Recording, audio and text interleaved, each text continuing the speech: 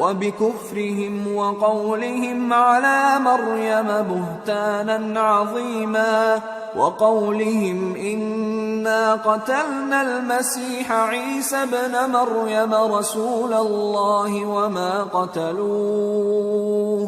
और उनके कुफ्र के सबब और मरियम पर एक बुहतान अजीम बांधने के सबब